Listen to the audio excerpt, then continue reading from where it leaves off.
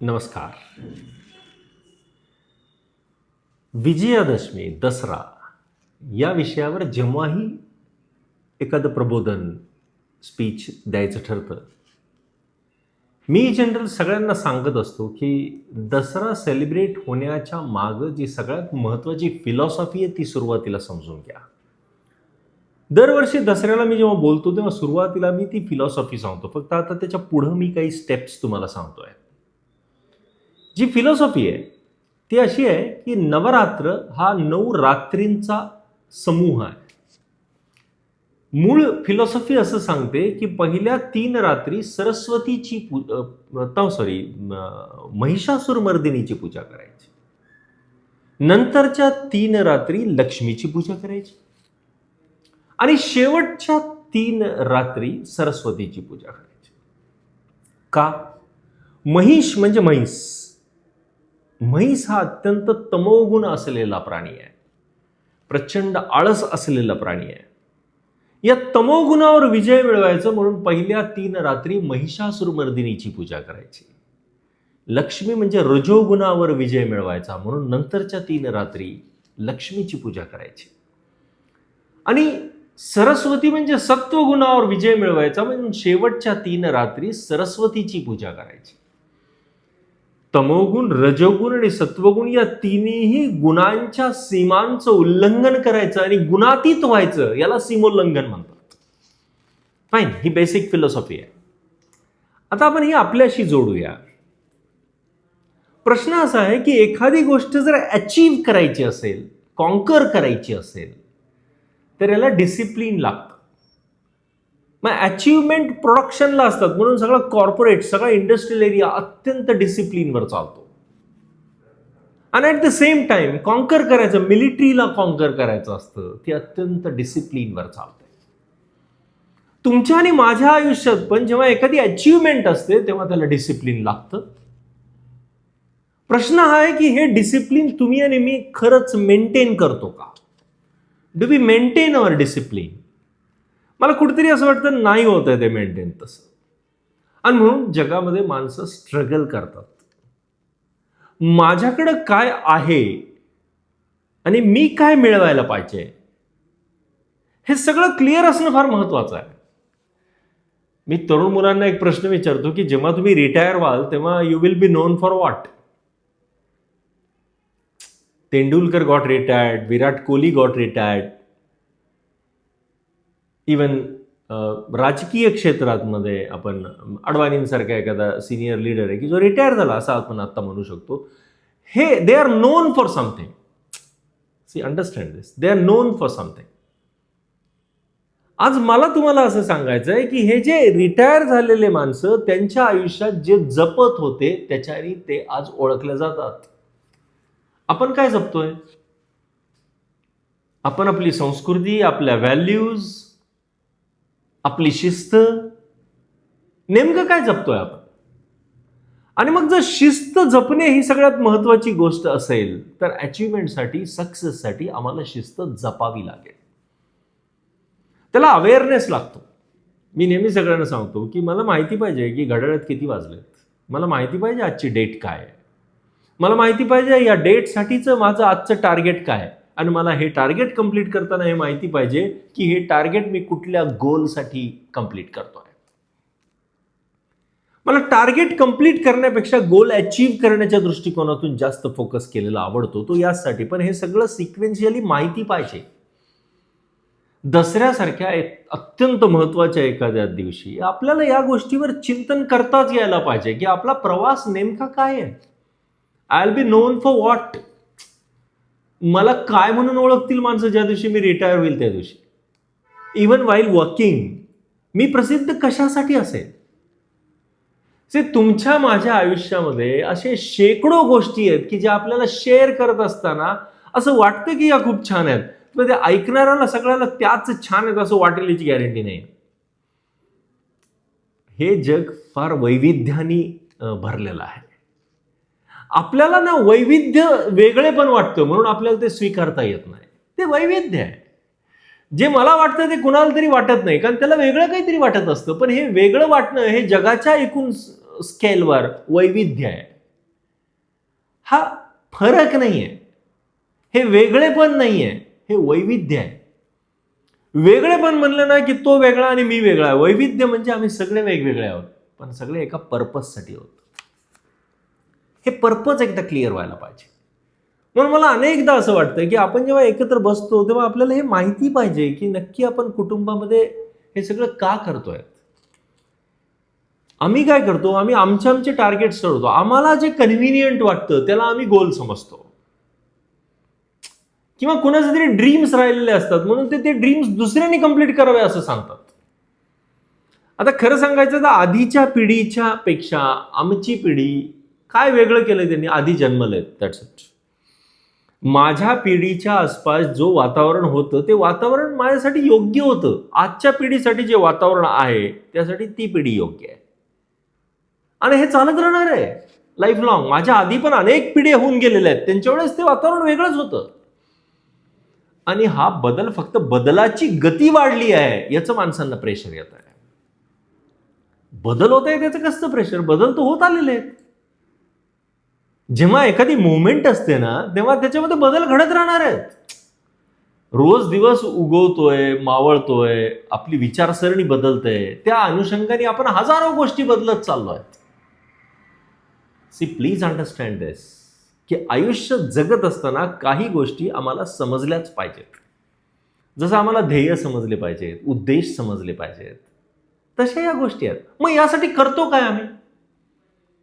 काही चांगल्या लोकांचा सहवास, काही उत्कृष्ट पुस्तकांचं वाचन, काही महत्वाच्या क्षणांची जपवणूक, हे सगळं घडलं पाहिजे. मला काय म्हणायचंय, जगातल्या वाईट गोष्टींचा अनुभव घेण्यासाठी आपण काही विशेष करत नाहीयेत, पण चांगल्या गोष्टींचा अनुभव घेण्यासाठी आपण प्रयत्न करतोय. पण या चांगल्या गोष्टींचा अनुभव घेण्याच्या प्रयत्नातून वाईट गोष्ट घडू शकते, आणि ती वाईट घडली तर ती फक्त गोष्ट आहे हे आपण स्वीकारू. तो अनुभव आपल्याला शेप करण्यासाठी आहे, शेप करण्यासाठी. वी नीड टू अंडरस्टँड दिस. प्रत्येक एक्सपिरियन्स माणसाला शेप करतो. आम्हाला काही ना काहीतरी त्याच्यातून अजून शिकायला मिळतं, आणि ते आमच्यासाठी गरजेचं असतं म्हणून आम्ही शिकतो. तुमच्या आयुष्यात आज जे घडतंय ते उद्याच्यासाठी फार गरजेचं आहे. आजच्यासाठी कितपत गरजेचं आहे मला माहित नाही, म्हणून आपण आजच्या ह्याच्यात त्याला सिरियस पण नाही आहे. आम्ही कितीतरी अनुभव स्किप करतो लाईफचे, आम्हाला जाणवत नाही त्याच्यात काही महत्व आहे, पण तो उद्याच्यासाठीचं महत्व आहे त्याच्यात, अँड दॅट मॅटर्स मोर. काय गोंधळ आहे माहिती का, की नेहमी नोटा खिशात ठेवणारा माणसाला जर एक दिवस काहीच माहिती नसताना चेक दिला तर तो फाडून फेकून टाकेल. अरे पण हे योग्य नाही आहे.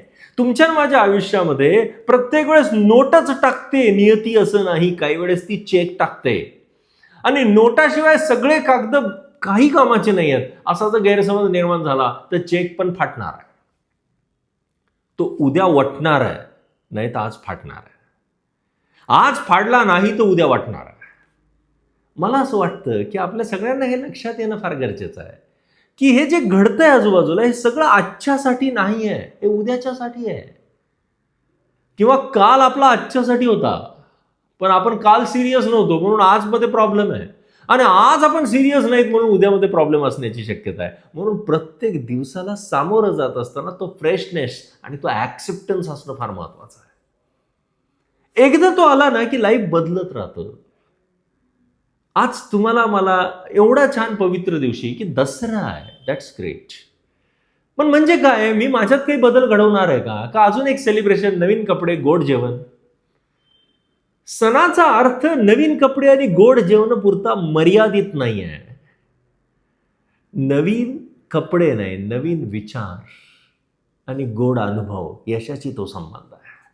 अनफॉर्च्युनेटली आम्ही तो गोड जेवण आणि नवीन कपड्यावर स्थिर केलाय, कारण ते आम्हाला सोपं जातं. पण आयुष्य त्यासाठी नाही आहे. आयुष्य खूप वेगळं आहे. याच्यातून आपण जे अचीव करू इच्छितो ते टोटली वेगळं असेल. म्हणून मला पहिल्यांदा आपल्या सगळ्यांना एक सांगावं वाटतं की put discipline in your life. Put discipline in your life. आयुष्यात शिस्त टाका. म्हणजे माझा उठण्याचा, माझ्या झोपण्याचा, माझ्या जेवण्याचा वेळ फिक्स पाहिजे. मी याच वाजता जेवायला बसतो, मी इतक्या वाजता उठतो, मी इतक्या वाजता झोपतो. अरे तू झोपतो कधी? कधी सर, कधी 10, 10:30, 11, 12. याला अर्थच नाही आहे. मी मोबाईल पाहणं हा गुन्हा नाही आहे, पण मोबाईलमुळे मी माणसांकडे दुर्लक्ष करणं हा गुन्हा आहे. मग याच्यावर कुठेतरी विचार व्हायला पाहिजे, कारण तुमच्या आयुष्याला अनेक गोष्टीचे आयाम मिळावेत म्हणून हे एवढे सगळे अनुभव आहेत, आणि ते सगळे अनुभव तेवढेच महत्वाचे आहेत. So are we ready to gain something like this, to get something like this, to get success specially? आम्हाला सगळ्यांना यशच मिळवायचं आहे, कारण जर यश मिळवायचं असेल तर are we ready for that? आम्ही तयार आहोत का यशासाठी? कारण यश प्राप्त करताना आपल्याला हजारो गोष्टी फेस करायच्यात आणि त्यातून अजून चांगल्या गोष्टी घडवायच्या.